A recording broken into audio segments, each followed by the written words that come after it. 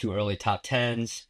Uh, we all had the same teams in the top five, just in different orders. Six through 10 is where we saw a little bit of variety. And Cam, I want to start with you. No Bama. No, Bama. I don't know that Bama's not going to be a top 10 team when we enter the season. Uh, it's interesting not knowing your quarterback. There's a lot of transfers that are kind of ongoing. Obviously, there's a whole nother portal entry that's going to happen in the next couple of months. There is potential for change there. The biggest call out for me, though, I'm really looking for LSU to make a run next season. I Mm. think LSU has a lot of potential here in the SEC. You can go through the rest of my 6 through 10. For the most part, we have a lot of the same teams, Yeah. and then some we don't. So Evan, you weren't concerned about bias, and you threw Tennessee in there. Absolutely.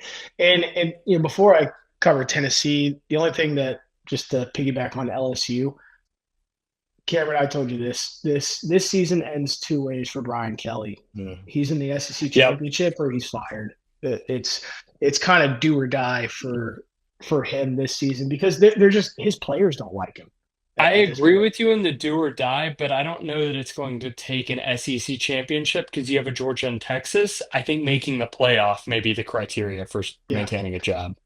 Yeah, that's true. We could definitely end up with a Ryan Day scenario too in this one.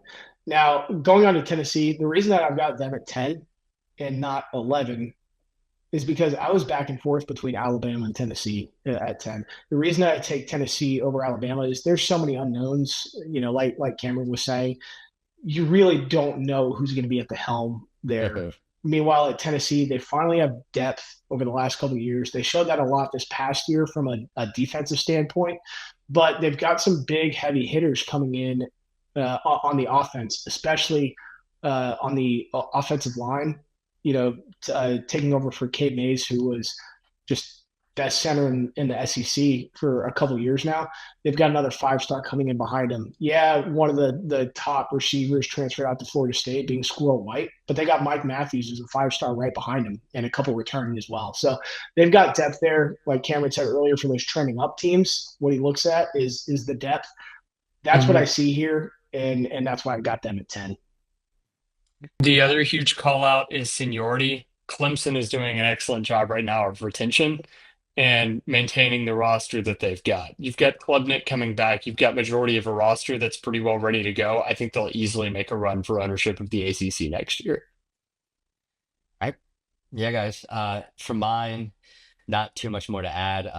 I have South Carolina up there pretty high. I really like their potential for next year with Lenore Sellers and Homeboy just got the new deal there.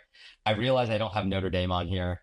Uh, I think I'm just a little soured on them after their national championship performance. They played great in the second half. I'll give them that, but I just don't see it. I had to throw some love to Alabama. That this team, no matter what you say about them, they just have so much talent. I mean, they're still one of the most talented teams in the country. And then I wanted to throw a little love to Iowa State and Matt Campbell because they have Rocco back coming back next year. I think they have both their leading tailbacks coming back next year. Mhm. And they just have a really good program there. Their offense is going to be good. I wanted to throw a Midwest team some lobs, so fortunately Notre Dame got the boot for me. But I like I like Iowa State. Iowa State and Texas Tech are definitely our front runners in the Big 12. I'm happy to see that somebody actually gave them some inclusion here. Whether or not they're a top 10 team is up for debate, but the playoff isn't built around what's fair. So Yeah. I've I'd love definitely to see got it. Iowa State up there, not that high, but I've probably got them in the top 15. We'll see that. Would you guys I disagree. agree? Would you guys agree that preseason rankings or any rankings in general up until the middle of the season are stupid? Because Yep, I totally think they're ridiculous.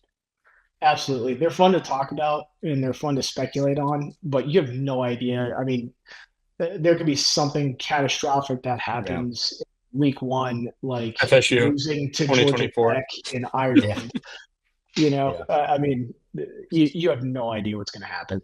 Comment, subscribe, follow us on everything you see down there below. We are getting more active on all the social media sites and trying to pump out a lot more content. We appreciate you watching and come back next week.